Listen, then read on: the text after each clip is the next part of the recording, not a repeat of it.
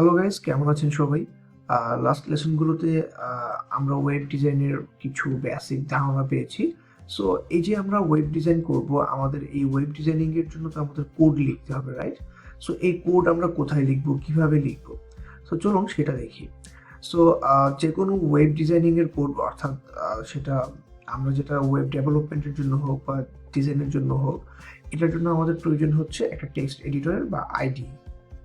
So এই text editor বা ID এর মাধ্যমে আমরা আমাদের কোড লিখে এটাকে পার্স করে ব্রাউজারে দেখতে পাই।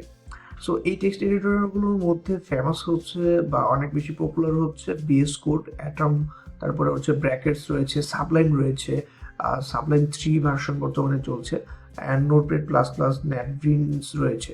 সো এই নেটবিনস হচ্ছে অ্যাকচুয়ালি একটা আইডি, আর বাকিগুলো হচ্ছে টেক্সট এডিটর। আর টেক্সট এডিটর আর আইডি এর মেইন ডিফারেন্সটা হচ্ছে আইডিতে কিছু ডিবাগিং ফিচার এবং ফাংশনালিটি আগে থেকেই করা থাকে, যেটা নর্মাল টেক্সট এডিটরে থাকে না। আর প্রিমিয়াম যেই টেক্সট এডিটরগুলো রয়েছে বা আইডিগুলো রয়েছে, এর মধ্যে পিএইচপি স্ট্রং রয়েছে, web strong, PyCharm, Ruby main রয়েছে। সো পিএইচপি স্ট্রং হচ্ছে পিএইচপির জন্য বেস্ট, অ্যান্ড জাভাস্ক্রিপ্টের জন্য হচ্ছে ওয়েব স্ট্রং, পাইথনের জন্য পাইচার্ম, এবং রুবির জন্য রয়েছে রুবি মাইন। সো অনেকেই হচ্ছে হয়তো এই প্রিমিয়ামগুলো মানে প্রথমেই ইউজ করা অনেকের জন্য টাফ হতে পারে, এবং হাতে ওই অনুযায়ী টাকা নাও থাকতে পারে। সো ফ্রি যে রিসোর্সগুলো আছে এর মধ্যে আমার পার্সোনাল পছন্দ বা অপিনিয়ন বা সাজেশন থাকবে VS কোড ইউজ করা। বিকজ VS কোডে অনেক অনেক ফিচার রয়েছে, অনেক এক্সটেনশন অ্যাড করার মাধ্যমে এটাকে অনেক রিচ করা যায়, যেটা আপনার কাজের প্রোডাক্টিভিটিতে অনেক বেশি ফেলবে, অনেক পজিটিভ ইম্প্যাক্ট ক্রিয়েট করবে। সো আমি একটু VS কোডের বিভিন্ন এক্সটেনশন যেগুলো আছে এগুলো সম্পর্কে একটু জেনে নিই। আপনি চাইলে VS কোডের ডাউনলোড করে নিতে পারেন এই লিঙ্ক থেকে। তারপর হচ্ছে ইনস্টল করার পরে আপনি এরকম একটা ইন্টারফেস দেখতে পারবেন। সো আপনি যদি কোনো এক্সটেনশন অ্যাড করতে চান তাহলে এই এক্সটেনশনে ক্লিক করবেন। ক্লিক করলে এখানে আপনি এক্সটেনশনের যে নাম, সেই নাম লিখে সার্চ করলে পেয়ে যাবেন। সো এর মধ্যে কিছু রয়েছে Prettier, Emmet, live server, auto close tag, auto rename tag, path intelligence. So প্রিতিয়ারের কাজ কি?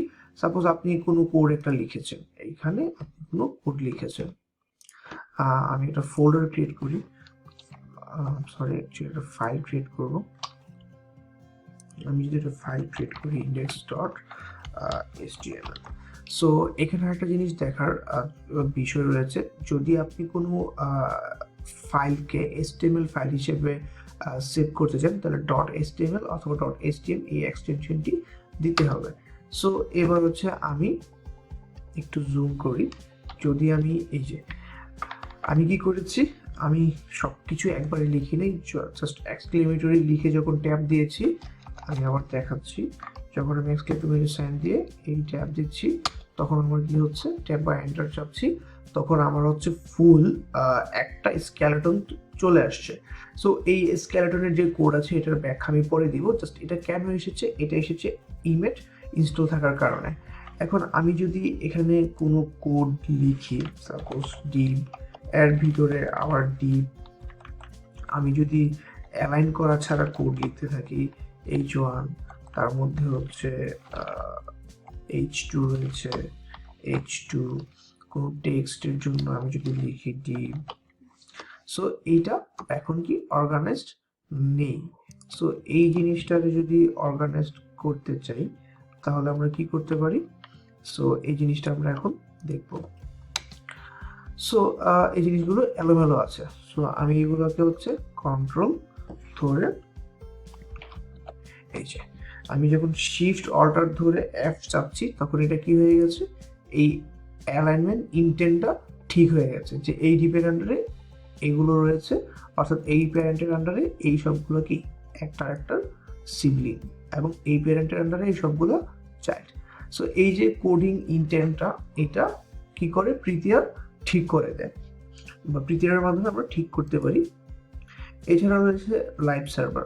এখন আমি যদি এই ফাইলটাকে এই ওপেন উইথ লাইভ সার্ভারে ক্লিক করি তাহলে এটা লাইভ সার্ভার, একটা সার্ভারে ওপেন হবে, এবং এটার ব্যাপারটা হচ্ছে কি, যদি এটাকে আমি একটু ছোট করি, করে আমি যদি এইখানে কোড লিখি, সাপোজ আমি এই বডিতে কোনো কিছু লিখছি, সো এইটাও যদি আমি একটু ছোট করি তাহলে হচ্ছে আমি দেখতে সুবিধা হবে। এই যে এখানে যখন আমি হ্যালো লিখবো, এই হ্যালো লিখে যখন সেভ দিচ্ছি এটা ইনস্ট্যান্ট এখানে চলে আসছে, আমার এখানে এসে রিলোড করা লাগছে না। এইটাই হচ্ছে কি লাইভ সার্ভার, অর্থাৎ আমি আমার কোডে যা কিছু লিখছি ওইটা আমার সার্ভার মানে সাথে সাথে ব্রাউজারে আমি দেখতে পাচ্ছি। তাহলে এটা কাজ করতে অনেক সুবিধা, যে আমি এখানে যেটা করতে যাচ্ছি ওইটা ওইখানে আমি দেখতে পাচ্ছি বা দেখে দেখে কাজটা করতে পারছি। সো এটা গেল হচ্ছে আমার লাইভ সার্ভারের সুবিধা। এছাড়াও রয়েছে অটো ক্লোজ ট্যাগ। সাপোজ আমি H1 লিখে এন্টার দিয়েছি, সাথে সাথে H1 এর ক্লোজ ট্যাগ এই জিনিসটা অটোমেটিক চলে আসছে। এবং আমি যদি বলি অটো রিনেম ট্যাগ, আমি H1 এর পরিবর্তে H3 দিলে এটা অটোমেটিক রিনেম হচ্ছে। সো আমার এখানে একবার দুইবার করার প্রয়োজন হচ্ছে না। সো এইরকম আরো অনেকগুলো ভালো ভালো এক্সটেনশন রয়েছে যেগুলো আপনার কাজের ক্ষেত্রে অনেক সুবিধা দিবে। সো আমি যদি আরো কিছু হচ্ছে এক্সটেনশন দেখি, তাহলে এর মধ্যে রয়েছে পাথ ইন্টেলিজেন্স। পাথ ইন্টেলিজেন্সের কাজ হচ্ছে আমার কোনো যদি এই ফোল্ডারে কোনো কিছু থাকে, আমি যদি একটু আমার ডেস্কটপ থেকে ওইটা যদি নিয়ে আসি, সাপোজ হচ্ছে আমি এই ইমেজটাকে হচ্ছে আমার যে সেকশনটা রয়েছে ওইখানে যদি রাখি, পেস্ট করলাম। তো এটা করার কারণ হচ্ছে কি, যে সাপোজ আমি ওই ইমেজটাকে লিঙ্ক করতে যাচ্ছি। সো ইমেজ আমি যদি কন্ট্রোল স্পেস দিই, এই যে ক্লায়েন্ট সার্ভার আমার ইমেজের নাম চলে আসছে। এইটাই হচ্ছে পাথ ইন্টেলিজেন্সের কাজ। অর্থাৎ এই নামে বা এই ফাইল নামে যদি কোনো কিছু থেকে থাকে যেটা না আমার একজাক্টলি মনে নেই, বাট হচ্ছে আমি হচ্ছে অল্প কিছু জানি, সো এটা লেখার সাথে সাথে সে কি করে একটা পাথ আমাকে ইন্টেলিজেন্স অর্থাৎ আগে থেকে সেন্স করে সে আমাকে দিয়ে দিচ্ছে। এই কাজটা করে হচ্ছে কি আমার পাথ ইন্টেলিজেন্স। তাহলে আমার কি কষ্ট করে নাম মুখস্থ বা মনে রাখা প্রয়োজন পড়ছে না। এছাড়াও রয়েছে CSS পিক, রয়েছে বেটার কমেন্টস অর্থাৎ কমেন্টিং করার জন্য। তারপর হচ্ছে এই জিনিসটা আমরা কীভাবে কমেন্ট করতে পারি, কন্ট্রোল/ দিলে এই টেক্সটটা কমেন্ট হয়ে যাচ্ছে, অর্থাৎ আমার এই টেক্সটটা ব্রাউজার শো করবে না, বাকি ডাটা শো করবে বাট এইটা শো করবে না। সো কমেন্টিং এর ব্যাপার গেল।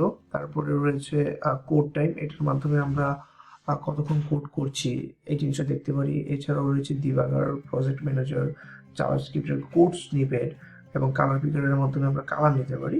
এই এক্সটেনশনগুলো হচ্ছে VS কোডের জন্য মোস্ট পপুলার এবং VS কোডে অনেক বেশি ইউজ হচ্ছে। সো ভালো থাকবেন সবাই, এবং আপনারা আপনাদের পছন্দের এনভায়রনমেন্টটি সেট আপ দিয়ে নেবেন, হোক সেটা VS কোড বা অ্যাটম বা যেটাই হোক না কেন। সো সিমিলার যে এক্সটেনশনগুলো অন্য যে এডিটরের জন্য আছে ওগুলো ইনস্টল দিয়ে দিবেন, তাহলে আপনার কাজ করতে অনেক সুবিধা হবে। সো গ্যাস, আল্লাহ হাফেজ।